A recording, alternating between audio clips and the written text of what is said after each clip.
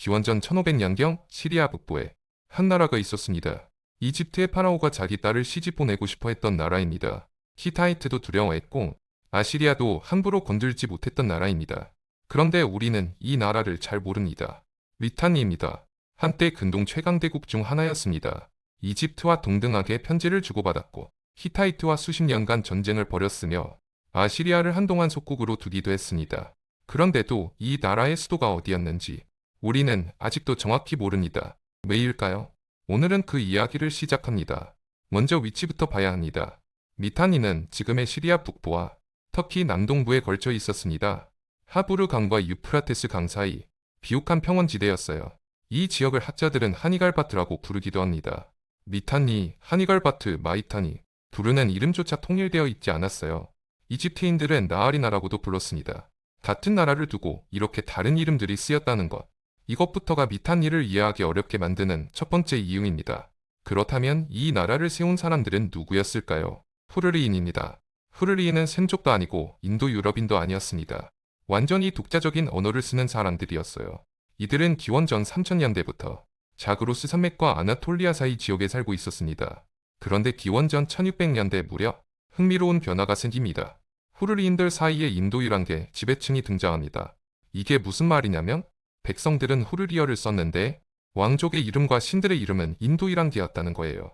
이 지배층이 어디서 왔는지는 학자들 사이에서도 여전히 논쟁이 있습니다.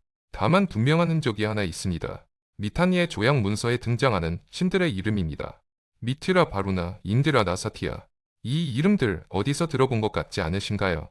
맞습니다. 고대 인도의 베다 신화에 나오는 신들과 같은 이름이에요. 인도와 시리아 북부는 수천 킬로미터 떨어져 있는데 어떻게 같은 신들의 이름이 양쪽에서 나타난 걸까요? 학자들은 이것을 인도이란 어족이 갈라지기 전 더 오래된 그루통 조상의 흔적으로 봅니다. 미탄니 지배층은 이 공통 조상에서 떨어져 나온 작은 무리였을 가능성이 높아요. 그렇다면 미탄니 왕국은 정확히 언제 세워졌을까요? 기원전 1500년대 초로 학자들은 추정합니다. 다만 정확한 건국 연대는 알 수 없습니다. 미탄니 자신이 남긴 건국 기록이었기 때문이에요. 첫 번째로 이름이 알려진 왕은 키르타입니다. 그 다음은 슈타르나 1세였고 그 뒤를 파나타르나가 이었습니다. 이 초기 왕들의 기록은 단편적입니다. 미탄니의 진짜 전성기는 그 다음 왕부터입니다. 사우슈타타르 왕입니다. 사우슈타타르는 아시리아를 공격해 굴복시켰습니다. 아시르의 황금 문자까지 빼앗아 갔다는 기록이 있어요. 이건 단순한 약탈이 아니었습니다. 아시리아의 신을 모욕하고 그 권위를 빼앗아 오는 행위였어요. 아시리아는 이후 한동안 미탄니의 영향권 아래 놓였습니다. 사우슈타타르 시대의 미탄니는 본격적으로 강대국이 됩니다. 그리고 이때부터 이집트와의 관계가 시작됩니다. 처음에는 적대 관계였어요. 투트모세 3세 같은 이집트 파라오들은 시리아 지역으로 여러 차례 원정을 나갔습니다. 유프라테스 강까지 도달했다는 기록도 있어요. 미탄니와 이집트는 수십 년간 이렇게 충돌했습니다. 그런데 기원전 1400년대로 가면 상황이 완전히 바뀝니다. 적이었던 두 나라가 동맹이 됩니다. 왜 그랬을까요? 히타이트가 점점 강해지고 있었기 때문입니다. 공통의 적이 생기자 미탄니와 이집트는 손을 잡았습니다. 이 동맹을 굳히기 위한 방법은 결혼이었습니다. 미탄니의 공주들이 이집트로 시집을 갔습니다. 투트모세 4세는 미탄니 공주와 결혼했고 아멘호테프 3세도 미탄니 공주를 왕비로 맞았습니다. 딜루에파라는 이름의 공주였어요. 이 결혼은 그냥 개인적인 일이 아니었습니다. 국가 간 동맹을 확인하는 정치적 행위였어요. 그리고 이 시기의 편지들이 지금까지 남아있습니다. 아마르나 서신이라고 불리는 문서들입니다. 1887년 이집트의 텔 에라마르나에서 발견됐어요. 이집트 파라오와 주변 왕들이 주고받은 외교 편지들이었습니다. 그중 상당수가 미탄니에서 보낸 편지였어요.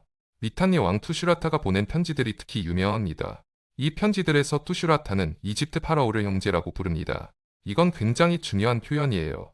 당시 외교 언어에서 형제라는 말은 동등한 왕들 사이에서만 썼습니다. 신화의 나라는 파라오를 주인이라고 불러야 했거든요. 미탄니는 이집트와 형제 관계였다는 뜻입니다. 동등한 강대국으로 대우받았다는 거죠. 투슈라타의 편지에는 흥미로운 내용도 많습니다. 결혼 예물 목록, 외교 선물, 심지어 가족 안부까지 적혀 있어요. 한 편지에는 이슈타르 여신상을 이집트로 보내며 파라오에 건의가는 내용도 담겨 있습니다. 그런데 이 화려한 외교 뒤에 그늘이 있었습니다. 투슈라타는 왕위에 오르는 과정부터 순탄하지 않았습니다. 그의 형이 먼저 살해당했습니다. 아르타시마라라는 이름의 형이었어요. 궁정 신하 우드이가 이 암살을 주도했다고 전해집니다. 투슈라타는 어린 나이에 갑작스럽게 왕이 됐습니다. 권력은 불안정했고 적은 안팎이 있었습니다. 그런데도 투슈라타는 이집트와의 관계를 계속 유지했습니다. 그의 딸 타두에파도 이집트로 시집을 보냈어요. 아메노테프 3세와 결혼했다가 그가 죽은 뒤에는 아케나텐의 왕비가 됐다는 설도 있습니다. 이 부분은 학자들 사이에서 아직 논쟁이 있어요. 어쨌든 미탄니 왕실의 피는 이집트 왕실까지 흘러들어갔습니다. 이제 미탄니 사람들의 신앙 이야기를 해야 합니다. 미탄니의 주신은 테슈브였습니다. 폭풍과 하늘을 다스리는 신이었어요. 그의 배우자는 헤바트였습니다. 하늘과 땅을 잇는 어머니 신으로 숭배받았습니다. 이 두 신은 후르리 신화의 핵심이었어요. 그런데 흥미로운 점이 있습니다. 테슈브와 헤바트는 히타이트 신화에도 그대로 등장합니다. 후르리 신화가 히타이트 종교에 깊이 흡수됐다는 뜻이에요. 야칠리카야라는 히타이트 성소에 가면 후르리 신들의 행렬이 바위에 새겨져 있는 걸 볼 수 있습니다. 미탄니가 사라진 후에도 그들의 신들은 살아남았던 거예요. 이제 미탄니의 군사력 이야기를 해야 합니다. 미탄니의 힘은 전차에서 나왔습니다. 마리안노라고 불리는 전차 귀족 계급이 있었어요. 이 단어 자체가 인도이란어 계열로 추정됩니다. 전차를 모는 전사 계급에게 인도이란 게 이름이 붙었다는 거예요. 미탄니에는 전차 기술에 관한 전문 문서도 있었습니다. 히쿨리라는 사람이 쓴 말 훈련 교본이 전해집니다.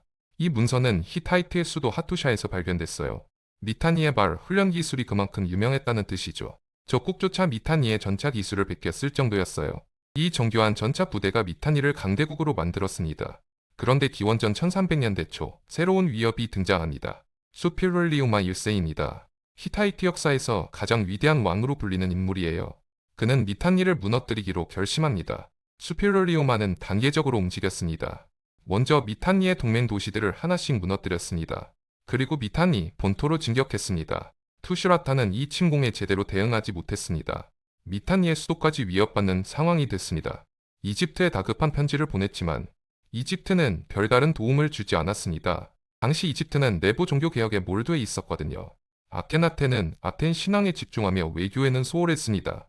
미탄니는 점점 더 고립되어 갔습니다. 수필러리오마는 결국 미탄니 본토 깊숙이 진격했습니다. 그의 군대는 와슈칸니까지 도달했다고 기록돼 있습니다.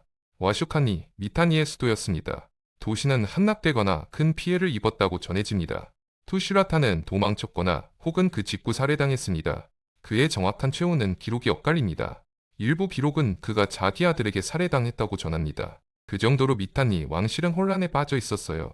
수필롤리오마는 이 혼란을 영리하게 이용했습니다. 그는 미탄니를 완전히 멸망시키지 않았습니다. 대신 자신이 원하는 왕족을 완위에 앉혔습니다. 샤투아라 1세라는 인물이었습니다.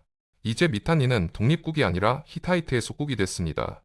한때 이집트와 형제 관계였던 나라가 이제는 명령을 받는 처지가 됐습니다. 이 시기를 학자들은 후기 미탄니 시대라고 부릅니다. 미탄니라는 이름은 남아있었지만 힘은 사라졌습니다.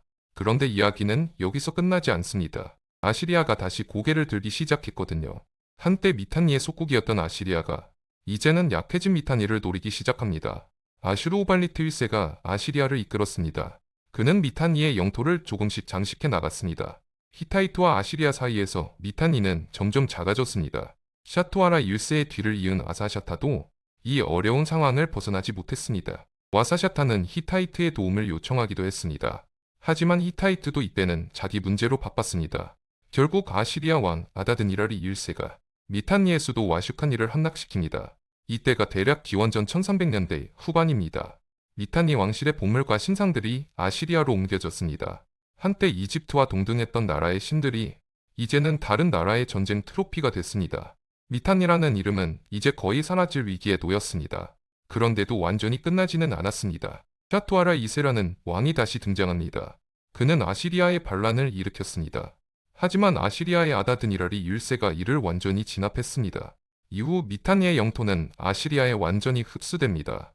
한때 근동 4대 강국 중 하나였던 나라가 이제 다른 나라의 한 지방이 됐습니다. 그렇다면 미탄니 사람들은 어디로 갔을까요? 사라진 게 아닙니다. 그들은 아시리아 제국 안에서 계속 살아갔습니다. 후르리아도 한동안 계속 쓰였어요. 다만 시간이 지나면서 점점 흡수되어 갔습니다. 후르리아는 결국 사어가 됐습니다. 더 이상 아무도 그 말을 하지 않게 된 거예요. 이제 우리는 가장 중요한 질문으로 가야 합니다. 미탄니의 수도 와슈칸니는 지금 어디에 있을까요? 놀랍게도 우리는 정확한 위치를 모릅니다. 이것 자체가 미탄니 연구의 가장 큰 난관입니다. 다른 고대 문명은 수도 위치가 대부분 확인되어 있습니다. 이집트의 수도, 바빌론의 수도, 히타이트의 수도는 모두 발굴됐어요. 그런데 미탄니의 와슈칸니는 여전히 추정만 할 뿐입니다. 가장 강력한 후보지는 텔피차리에입니다. 시리아 북동부 하부르강 상류에 위치해 있어요. 이곳에서 발굴된 유물들이 미탄니 시대와 일치합니다. 지리적 위치도 고대 기록 속 와슈칸니 묘사와 드러났습니다. 하지만 확실한 증거, 결정적인 비문은 아직 나오지 않았습니다. 그래서 학자들은 신중하게 말합니다. 가능성이 높다, 그러나 확정할 수는 없다고요. 왜 이렇게 확인이 어려울까요? 첫 번째 이유는 미탄니 고유의 기록이 적기 때문입니다. 미탄니는 자기 수도 이름을 새긴 기념물을 거의 남기지 않았어요. 다른 나라들이 미탄니를 언급한 기록은 있지만 정작 미탄니 자신이 쓴 기록은 매우 드뭅니다. 두 번째 이유는 발굴 자체가 늦게 시작됐다는 점입니다. 20세기 중반까지 이 지역은 체계적으로 조사되지 않았어요.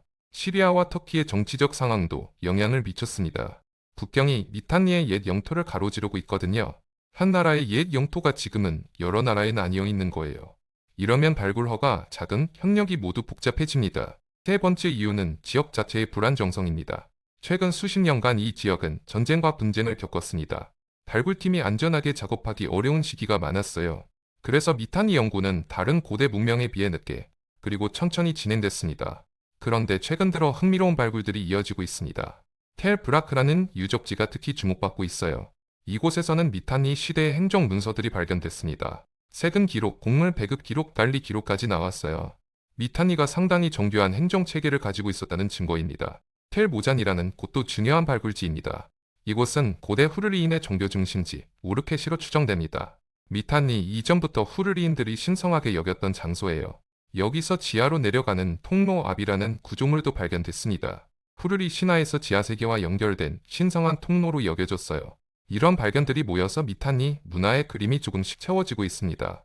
하지만 여전히 와슈칸니 그 자체는 확실하지 않아요. 이건 사실 흥미로운 역설입니다. 미탄니의 변방, 신전, 행정체계는 점점 더 잘 알게 되는데 가장 중요한 심장부, 수도는 여전히 안개 속에 있습니다. 마치 거대한 그림에서 가장 중요한 부분만 비어있는 것 같아요. 그렇다면 앞으로 와슈칸니를 확실히 찾을 수 있을까요? 최근 위성 영상 분석 기술이 도움을 주고 있습니다. 땅 속에 묻힌 건물의 윤곽이 위성에서는 드러나기도 하거든요. 이런 기술로 새로운 후보지들이 계속 제안되고 있어요. 아직 확정은 아니지만 가능성은 점점 좁혀지고 있습니다. 언젠가 결정적인 비문 하나가 모든 걸 바꿀 수도 있어요. 그 한 줄의 글자가 수십 년의 논쟁을 끝낼 수도 있습니다. 그래서 고고학자들은 여전히 이 지역을 주목하고 있습니다. 이제 미탄니의 사회와 일상을 들여다볼 차례입니다. 미탄니는 여러 민족이 섞여 사는 사회였습니다. 후르리인이 다수였지만 신족 계열 사람들도 많았습니다. 위에는 인도이란계 전차 귀족이 있었고요. 이런 다층적 구조가 미탄니 사회의 특징이었습니다. 행정 언어는 아카드어를 빌려 썼습니다. 메소포타미아의 표준 문자 체계를 그대로 사용한 거예요. 다만 일상에서는 후르리어가 더 널리 쓰였을 것으로 추정됩니다. 미탄니의 경제는 농업과 목축이 기반이었습니다. 하부르강 유역의 비옥한 토양이 풍부한 곡물을 길러냈어요. 양과 소를 기르는 목축업도 중요한 산업이었습니다. 그리고 무역도 활발했습니다. 미탄니는 메소포타미아와 지중해 연안을 잇는 길목에 있었거든요.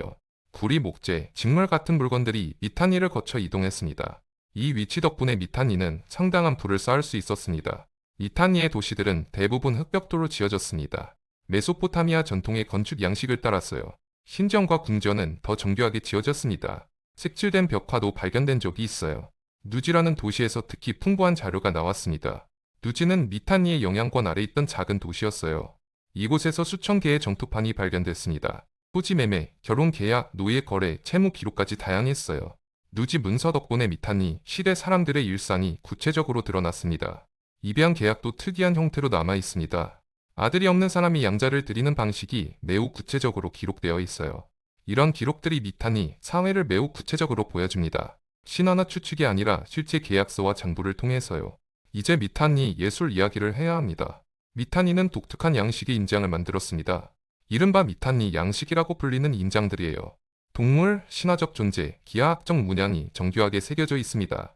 이 양식은 메소포타미아나 이집트와는 분명히 다릅니다. 자기만의 독창적인 미술 전통을 가지고 있었다는 뜻이에요. 이 양식의 인장들은 미탄니 영토 바깥에서도 발견됩니다. 이집트, 키프로스, 심지어 그리스 본토에서도 나왔어요. 미탄니의 무역망이 그만큼 넓었다는 증거입니다. 작은 물건 하나가 큰 이야기를 들려주는 셈이죠. 미탄니 사람들은 채색 토기도 만들었습니다. 누즈웨어라고 불리는 특정 양식의 토기가 유명해요. 흰색 바탕에 짙은 색 문양을 그린 독특한 디자인입니다. 이런 토기들이 미탄니 영토 전역에서 비슷한 양식으로 발견됩니다. 다양한 민족이 섞여 살았지만 공통된 미술 양식을 공유했다는 거예요. 이게 미탄니라는 정체성을 만든 한 가지 방식이었을 겁니다. 정치적으로는 여러 계층, 언어적으로는 여러 민족이었지만 문화적으로는 하나의 미탄니였던 셈이죠. 이제 미탄니가 남긴 가장 중요한 유산 중 하나를 봐야 합니다. 바로 히타이트 미탄니 조약입니다. 이 조약은 수필롤리우마 1세와 미탄니의 세왕 사이에 맺어졌습니다. 조약의 마지막 부분에는 양쪽 신들의 이름이 줄줄이 나옵니다. 히타이트 신들과 후르리 신들, 그리고 인도이란계 신들까지요. 미트라 바루나, 인드라 나사티아가 다시 등장합니다. 이건 미탄니, 지배층의 인도이란계 기원을 보여주는 가장 확실한 증거 중 하나입니다. 이 조약 덕분에 미탄니, 지배층의 정체에 대한 논쟁이 어느 정도 정리됐습니다. 완전한 인도이란인은 아니었지만 그 전통과 깊이 연결된 집단이었다는 거예요. 이 조약은 또 다른 의미도 있습니다. 미탄니가 더 이상 독립국이 아니라는 사실을 공식화한 문서이기도 했어요. 화려한 신들의 이름 뒤에는 정치적 항복이 숨어 있었던 거죠. 이제 미탄니의 몰락 과정을 조금 더 자세히 들여다보겠습니다. 사실 미탄니의 몰락은 한 번에 일어난 사건이 아니었습니다. 수십 년에 걸쳐 천천히 무너진 과정이었어요. 히타이트의 침공, 내부 권력 다툼, 아시리아의 부상이 동시에 겹쳤습니다. 한 가지 위협이었다면 견뎌낼 수 있었을지도 모릅니다. 하지만 세 가지가 동시에 닥치자 버틸 수 없었습니다. 엘람이나 다른 오래 버틴 문명들과 비교해보면 차이가 보입니다. 엘람은 산이라는 자연 방어막이 있었습니다. 미탄니에게는 그런 지형적 방어막이 없었어요. 평원지대는 교역에는 유리했지만 방어에는 불리했습니다. 사방이 뚫려 있으니 어느 방향에서든 적이 들어올 수 있었던 거예요. 이건 미탄니가 처음부터 안고 있던 근본적인 약점이었습니다. 강력했을 때는 이 약점이 드러나지 않았습니다. 하지만 힘이 약해지자 그 약점이 그대로 드러났습니다. 이제 미탄니가 왜 이렇게 잊혀졌는지를 본격적으로 살펴봐야 합니다. 첫 번째 이유는 이미 말씀드린 대로 기록의 비대칭입니다. 미탄니 자신이 남긴 글은 매우 적습니다. 우리가 아는 미탄니의 이야기는 대부분 다른 나라의 기록을 통해서입니다. 이집트의 외교서신, 히타이트의 조약문, 아시리아의 정복 기록이죠. 미탄니의 목소리 그 자체는 상대적으로 조용합니다. 두 번째 이유는 흡수된 방식입니다. 엘람은 페르시아 제국 안에서도 이름과 언어가 한동안 유지됐습니다. 미탄니는 그렇지 못했습니다. 아시리아에 흡수되면서 미탄니라는 이름도 빠르게 사라졌습니다. 후르리아도 결국 사어가 됐다고 앞서 말씀드렸죠. 이름과 언어가 모두 사라지면 기억도 함께 사라집니다. 세 번째 이유는 후계 국가가 없었다는 점입니다. 엘람은 페르시아라는 강력한 후계자가 있었습니다. 키루스 대왕이 엘람의 영토에서 일어났고 엘람의 행정 전통을 이어받았어요. 그래서 엘람은 페르시아를 통해 간접적으로 기억됩니다. 미탄니에게는 이런 후계 국가가 없었습니다. 아시리아가 영토를 흡수했지만 아시리아는 미탄니의 후계자가 아니었어요. 그냥 정복하고 흡수했을 뿐이지 미탄니의 전통을 이어가지는 않았습니다. 그래서 미탄니를 기억할 자연스러운 통로가 없었습니다. 네 번째 이유는 우리가 이미 알고 있는 패턴, 직선적 역사 서술입니다. 우리는 메소포타미아 역사를 수메르, 아카드, 바빌론, 아시리아로 기억합니다. 이집트 역사는 파라오들의 계보로 기억합니다. 그런데 미탄니는 이 두 직선 모두에 속하지 않습니다. 메소포타미아 역사에도 이집트 역사에도 깔끔하게 들어가지 않는 거예요. 그래서 양쪽 모두에서 부차적인 존재로만 다뤄집니다. 그런데 미탄니가 학계에서 완전히 무시된 건 아닙니다. 오히려 한 분야에서는 미탄니가 매우 중요하게 다뤄집니다. 바로 인도 유럽어족 연구입니다. 미탄니의 신들 이름은 인도이란어족 역사에서 결정적인 증거입니다. 왜냐하면 정확한 연대가 찍혀있는 가장 오래된 증거이기 때문입니다. 베다 경전은 구전으로 전해지다가 훨씬 나중에 문자로 기록됐습니다. 그래서 정확히 언제 그 신들의 이름이 쓰였는지 알기 어려워요. 그런데 미탄니의 조약은 정토판에 새겨져서 연대가 명확합니다. 그래서 언어학자들에게 미탄니는 매우 소중한 자료입니다. 정치사에서는 부차적이지만 언어학에서는 핵심적인 존재인 거예요. 이건 꽤 흥미로운 사실입니다. 한 문명이 어느 분야에서는 거의 잊혀지고 어느 분야에서는 핵심이 되는 거죠. 그래서 미탄니를 안다는 것은 두 가지 다른 문을 여는 일이기도 합니다. 메소포타미아 정치사의 문, 그리고 인도 유럽어족 기원의 문이에요. 이제 미탄니와 비슷한 시기 다른 후르릭의 세력들도 짚어봐야 합니다. 미탄니는 후르릭의 세계의 가장 큰 나라였지만 유일한 나라는 아니었습니다. 알라나크, 키주와트나 같은 작은 도시 국가들도 후르리 문화의 영향을 받았어요. 이들은 미탄니와 직접적인 정치적 연관은 약했지만 문화적으로는 같은 큰 흐름 속에 있었습니다. 이런 작은 나라들의 기록도 미탄니를 이해하는 데 도움을 줍니다. 알라라크에서 발견된 문서들이 특히 유용합니다. 이 도시는 미탄니의 영향권에 있던 시기와 독립적이었던 시기가 모두 있었어요. 그 변화 과정이 점토판에 그대로 기록되어 있습니다. 이런 작은 사례들이 모여서 미탄니라는 큰 그림이 점점 더 선명해지고 있습니다. 이제 미탄니의 종말 이후 그 땅에 무슨 일이 있었는지 살펴보겠습니다. 아시리아에 흡수된 이후 이 지역은 아시리아 제국의 한 주가 됐습니다. 아시리아의 지방 총독이 이 지역을 다스렸습니다. 한때 독립적인 왕국이었던 곳이 이제는 평범한 지방이 됐어요. 시간이 더 지나면서 이 지역은 다시 여러 세력의 손을 거쳤습니다. 신아시리아, 신바빌로니아, 그리고 페르시아 제국까지 차례로 이 땅을 지배했습니다. 그리고 결국 알렉산더 대왕의 정복으로 헬레니즘 세계에 편입됩니다. 미탄이라는 이름은 이 모든 과정에서 완전히 사라졌습니다. 하지만 그 땅 자체는 계속해서 중요한 지역으로 남았습니다. 시리아 북부와 터키 남동부는 지금도 전략적으로 중요한 지역입니다. 강과 평온이 주는 지리적 가치는 시대가 바뀌어도 변하지 않으니까요. 미탄니는 사라졌지만 그 땅이 가진 의미는 사라지지 않았던 거예요. 이제 조금 더 넓은 시각에서 미탄니의 의미를 생각해 봐야 합니다. 미탄니가 존재했던 시기는 근동 역사에서 매우 특별한 순간이었습니다. 이집트, 히타이트, 미탄니, 바빌론이 모두 서로 편지를 주고받았어요. 학자들은 이 시기를 국제시대라고 부르기도 합니다. 강대국들이 서로를 형제라 부르며 외교를 펼쳤던 시대였어요. 미탄니는 이 국제시대의 핵심 참여자였습니다. 단순한 변방 세력이 아니라 국제 질서를 함께 만든 나라였던 거예요. 이 사실을 알면 고대 근동에 대한 우리의 그림이 훨씬 풍부해집니다. 이집트와 히타이트만 알면 절반의 이야기만 아는 셈입니다. 미탄니를 더하면 비로소 완전한 그림이 됩니다. 이제 마지막으로 미탄니가 남긴 교훈을 생각해 보겠습니다. 미탄니는 평원 위에 세워진 나라였습니다. 그 평원이 무역으로는 축복이었고 방어로는 약점이었습니다. 이 양면성이 미탄니의 흥망을 모두 설명해 줍니다. 무역으로 흥했던 나라였지만 군사력으로 끝내 버티지는 못했습니다. 외교로 강대국이 됐지만 외교만으로는 살아남을 수 없었던 거예요. 다양한 민족을 하나로 묶었지만 그 결속력이 영원하지는 않았습니다. 이건 단순히 미탄니만의 이야기가 아닙니다. 연결로 강해진 나라는 연결이 끊기면 약해집니다. 다양성으로 부유해진 나라는 그 다양성을 지킬 힘을 잃으면 흩어집니다. 평원 위의 나라는 평원이 주는 풍요와 평원이 주는 위험을 동시에 안고 살아야 합니다. 미탄니는 이 모든 것을 보여주는 하나의 사례입니다. 그렇다면 와슈칸니를 찾는 일이 왜 중요할까요? 단순히 지도의 점 하나를 찍는 일이 아닙니다. 수도를 찾으면 그 도시의 행정 중심을 직접 발굴할 수 있습니다. 그러면 미탄니 자신의 목소리를 더 많이 들을 수 있게 됩니다. 지금까지 우리는 주로 남의 기록을 통해 미탄니를 봤습니다. 와슈칸니가 발굴되면 미탄니 스스로 말하는 이야기를 들을 수 있을지도 모릅니다. 그건 정말 흥미로운 가능성입니다. 지금까지 살펴본 미탄니의 이야기를 정리해 보겠습니다. 후르리인들이 살던 땅에 인도 1단계 전차 귀족이 자리를 잡으며 시작됐습니다. 사우슈타타르 시대의 강대국으로 떠올랐고 이집트와 형제 관계를 맺으며 전성기를 누렸습니다. 그런데 히타이트의 스페롤리오마 1세에게 무너졌고 이후 아시리아에 완전히 흡수되며 역사에서 사라졌습니다. 그 사이 미탄니는 인도 유럽어족 연구에 결정적인 증거를 남겼고 후르리 신화를 히타이트 종교 속에 깊이 새겨 넣었습니다. 그리고 정교한 전차 기술로 고대 세계의 군사사에 흔적을 남겼습니다. 이것이 미탄니입니다. 한때 이집트, 히타이트, 아시리아와 어깨를 나란히 했던 나라. 그런데도 우리는 거의 아무것도 모르고 있던 나라. 미탄니입니다. 이제 우리는 이 이름을 조금 더 잘 알게 됐습니다. 그리고 안다는 것은 그들을 역사 속에 다시 살게 하는 일입니다. 한 가지 더 흥미로운 이야기가 있습니다. 미탄니의 공주 히로에파의 무덤이 이집트에서 발견된 적이 있습니다. 발렌타인 계곡 근처에서 그녀와 관련된 유물이 나왔어요. 이국적인 장신구와 함께 묻혀 있었습니다. 미탄니의 공주는 멀고 낯선 나라에서 평생을 살다 죽었던 거예요.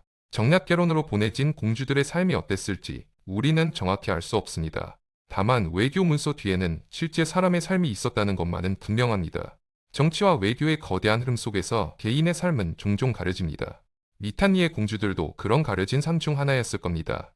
역사는 가끔 큰 사건만 기록하고 작은 삶은 흘려보냅니다. 미탄니를 안다는 것은 그 흘러간 삶들을 조금이나마 되짚어보는 일이기도 합니다. 이제 미탄니 연구의 미래를 짧게 짚어보겠습니다. 최근 몇 년간 디지털 기술이 큰 도움을 주고 있습니다. 인공지능을 활용한 세기문자 판독 기술도 발전하고 있어요. 손상되거나 흐릿한 점토판도 더 정확하게 읽을 수 있게 됐습니다. 이런 기술들이 미탄니 연구에도 적용되고 있어요. 앞으로 더 많은 단편적인 기록들이 새롭게 해석될 수 있습니다. 위성 영상과 지표 투과 레이더 기술도 계속 발전하고 있습니다. 직접 당을 파지 않고도 지하 구조를 미리 파악할 수 있게 됐어요. 이런 도구들이 와슈칸니를 찾는 데도 도움이 될 거예요. 정치적 안정도 발굴의 중요한 변수입니다. 시리아와 터키, 이라크 지역의 상황이 안정되면 더 많은 발굴팀이 이 지역으로 돌아올 수 있을 겁니다. 그리고 그 발굴이 미탄니의 마지막 비밀을 풀어줄 수도 있습니다. 지금까지 우리는 미탄니라는 잊혀진 강대국의 이야기를 따라왔습니다. 이집트와 형제였던 나라, 히타이트가 가장 두려워했던 나라, 아시리아를 한때 속국으로 두었던 나라, 그리고 베다 신화 속 신들의 이름을 머나먼 시리아 땅에 남긴 나라, 미탄니입니다. 그들의 수도는 여전히 모래 아래 있을지도 모릅니다. 그들의 언어는 더 이상 누구도 말하지 않습니다. 그들의 신들은 다른 이름으로 다른 신화 속에서 살아남았습니다. 그들의 전차 기술은 적국의 기록 속에 흔적을 남겼습니다. 그들의 공주들은 낯선 나라의 무덤 속에 잠들어 있습니다. 그리고 그들의 이야기는 이렇게 조금씩 다시 모이고 있습니다. 완전하지는 않지만 분명히 더 선명해지고 있습니다. 역사는 완벽하게 복원되지 않아도 의미를 가질 수 있습니다. 미탄니는 그 자체로 충분히 의미 있는 이야기입니다. 다양한 민족이 함께 살았고 거대한 제국들 사이에서 자리를 지켜냈으며 한 시대의 국제 질서를 함께 만들어간 나라였습니다. 비록 수도는 찾지 못했지만 그들이 남긴 흔적은 충분히 많습니다. 점토판, 인장, 조약문, 그리고 신들의 이름까지 이 모든 흔적들이 모여서 우리에게 미탄니를 말해줍니다. 그리고 그 목소리는 이렇게 말하는 것 같습니다. 우리는 한때 이곳에 있었고 강했고 연결되어 있었다고. 우리는 잊혀졌지만 사라진 것은 아니라고. 미탄니의 이야기는 이제 막 다시 시작되고 있는지도 모릅니다. 와슈칸니를 찾는 그날까지 우리는 계속해서 그들의 흔적을 따라갈 것입니다. 그리고 언젠가 완전한 그림을 보게 될 거예요. 지금 이 이야기가 흥미로우셨다면 구독과 좋아요 한 번만 눌러주세요. 역사의 그림자에 묻힌 이야기들을 계속 찾아서 전해드리겠습니다. 미탄니는 평원에서 태어났고 외교로 빛났으며 기억에서 잠들었습니다. 그러나 모래 아래 와슈칸니의 진짜 위치는 여전히 우리를 기다리고 있어요. 푸르리인들이 살았던 땅, 이집트가 형제라 부르던 나라, 그 나라의 진짜 이야기는 지금 막 시작되고 있는지도 모릅니다. 미탄니는 끝나지 않았습니다. 발굴이 계속되는 한 미탄니의 이야기는 이어질 거예요. 감사합니다. 역사의 그림자였습니다.